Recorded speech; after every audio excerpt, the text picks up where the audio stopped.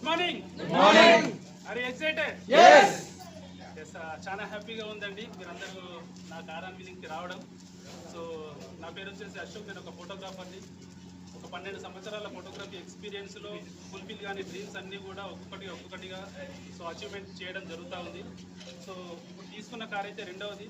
So first car తీసుకునేటప్పుడు నాకు car కొంటాను, కారు నాకు వస్తుంది అని చెప్పేసి ఎలాంటి హోప్ లేని టైంలో సో ఫిబ్రవరి 21, 2020లో 8.5 లక్షల కారు కొనుక్కోవడం జరిగింది. ఆ కారు కొన్నప్పుడు వాస్తవానికి డ్రైవింగ్ రాదు. సో ఈ రోజు వరకు కూడా కార్ డ్రైవింగ్ చేశాను, కానీ ఎక్కడ కూడా ఒక చిన్న యాక్సిడెంట్ లేకుండా రన్ చేశాను. సో ఒక కారుని మనం మెయింటైన్ చేయాలంటే ఇంట్లో ఒక పిల్లగాని పెంచుకున్నట్టే. సో కారు ఎవరైనా కొనుక్కోవచ్చు, కానీ దాన్ని మెయింటైన్ చేయాలంటేనే సో మన శాలరీ అనేది సపోర్ట్ చేయాలి. సో ఈరోజు మనం ఎక్కడో ఒక చోట పని చేస్తూ ఉన్నాం. జాబ్ కావచ్చు, ఏదైనా వ్యాపారం కావచ్చు. జాబ్లో అయితే క్వాలిఫికేషను అండ్ పైన ఒక స్ట్రగుల్స్ అనేవి ఉంటాయి. అలాగే బిజినెస్లోకి వెళ్ళిపోతే ఇంకా లక్షల రూపాయల డబ్బులు ఇన్వెస్ట్మెంట్ చేయాలి. సో అట్లాగే వచ్చేసి మనం రిస్క్ను కూడా ఫేస్ చేయాల్సి ఉంటుంది. సో అలాంటి పనులలో మనం పని చేస్తూ ఉన్నాము, కానీ సక్సెస్ వస్తుందా అంటే సో అక్కడక్కడే తిరుగుతూ ఉంది. మన డ్రీమ్స్గానే ఉండిపోతూ ఉంది.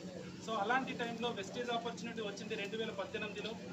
సో వచ్చినప్పుడు విన్న రోజే నేను డిసిషన్ తీసుకున్నాను, ఈ ఒక ప్లాన్లో నేను వర్క్ చేస్తానని చెప్పేసి.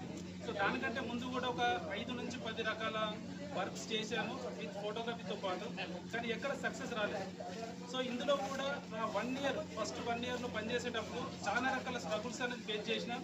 అయినా నిలబడితే సక్సెస్ వస్తుందని చెప్పేసి సో చాలా హార్డ్ వర్క్ చేసినాము, డే అండ్ నైట్ వర్క్ చేసినాము.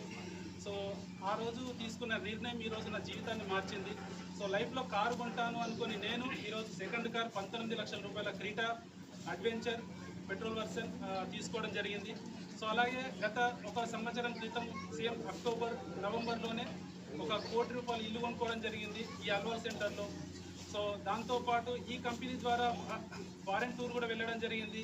సో ఫ్లైట్ ఎక్కుతాము అని చెప్పేసి అనుకోలేదు. ఫ్లైట్ పైన వెళ్తామంటే చప్పట్లు కొట్టే బాపత్లో మనం ఉన్నాము, కానీ ఫ్లైట్లో ఎక్కి ఫారెన్కి వెళ్ళి ఒక